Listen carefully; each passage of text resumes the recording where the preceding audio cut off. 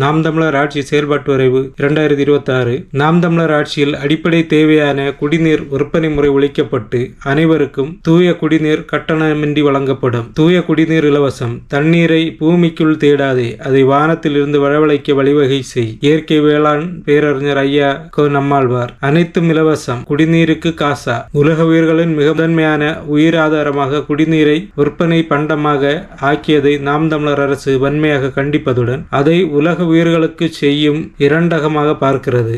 நாம் தமிழர் ஆட்சியில் அடிப்படை தேவையான குடிநீரை காசுக்கு விற்கும் முறை ஒழிக்கப்பட்டு அனைவருக்கும் தூய குடிநீர் கட்டணமின்றி வழங்கப்படும். நலத்திட்டங்கள் என்ற பெயரில் தொலைக்காட்சி பெட்டி, துணி வளர்க்கும் கருவி, கலவையாக்கி, அரைப்பான், மடிக்கணினி, மாதந்தோறும் பண உதவி உள்ளிட்ட பல பொருட்களையும் இலவசமாக வழங்கும் அரசால் தண்ணீரை மட்டும் மக்களுக்கு இலவசமாக வழங்க முடியாமல் இருப்பது தண்ணீர் மிக உயர்ந்த சந்தை பொருள் என்பதற்கு சான்று. உலகின் ஒட்டுமொத்த மக்கள் தொகைக்குமான குடிநீர் 2.5 விழுக்காடு மட்டுமே நன்னீராக உள்ளதாகவும் அதில் பெரும்பகுதி பனிப்பாறைகளில் அடைபட்டுள்ளதாகவும் குடிநீராக பயன்படுத்தக்கூடியது மிக குறைவு என்றும் ஆய்வுகள் சொல்கின்றன. 2025 ஆண்டில் உலக அளவில் 200 கோடிக்கும் மேற்பட்ட மக்கள் பாதுகாப்பான குடிநீரை பருக இயலாமல் இருப்பதாகவும் பல நாடுகளில் நன்னீர் வளம் வேகமாக குறைந்து வருவதாகவும் ஆய்வுகள் எச்சரிக்கின்றன. இந்நிலையில் அந்த பற்றாக்குறை நிலையை சரி செய்து நீர்வளத்தை எப்படி பெருக்கலாம் என்று சிந்திக்காமல் அதனை சந்தை பொருளாக கருதியது ஆக கொடுஞ்செயல் என்று நாம் தமிழர் கட்சி கருதுகிறது. அறிவை வளர்க்கும் கல்வி, உயிரை காக்கும் மருத்துவம், உலக உயிர்களின் உயிர் தேவையான தூய குடிநீர், இவை மூன்றும் சந்தை பொருளாக இருக்கும் நாடு நாடல்ல, சுடுகாடு. கடல் நீர் குடிநீரா? சுற்றுச்சூழலை பாதிக்கும் கடல் நீரை தூய்மையாக்கி குடிநீராக பயன்படுத்தும் திட்டத்தை நாம் தமிழர் கட்சி முற்றுமுழுதாக எதிர்க்கின்றது.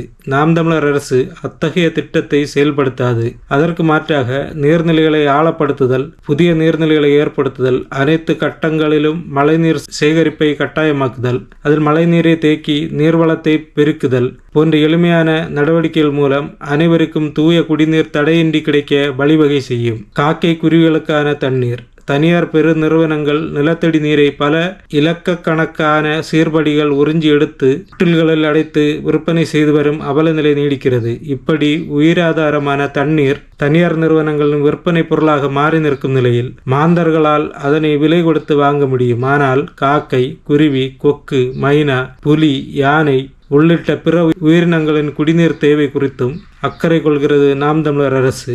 மாந்தன் தான் வாழ்வதற்கு மற்ற உயிரினங்களை அழிப்பதென்பது கொடுமையானது. இந்த அவல நிலையை நாம் தமிழர் அரசு மாற்றும்.